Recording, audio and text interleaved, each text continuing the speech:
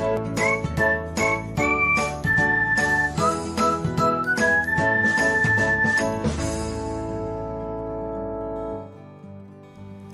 everyone, welcome back to another episode of Technologyglance. In this video, I'm going to guide you through how you can make your Pinterest board public. So, let's get started. Watch till the end and don't forget to subscribe to Technologyglance by hitting the subscribe button and press the bell icon so that you'll never miss another update. Without further ado, let's get started.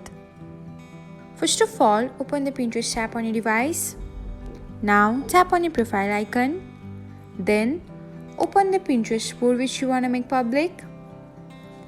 Tap on the three dots icon and then select edit board option.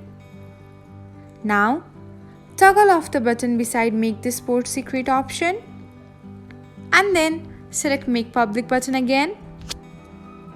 Finally tap on done, and that's it.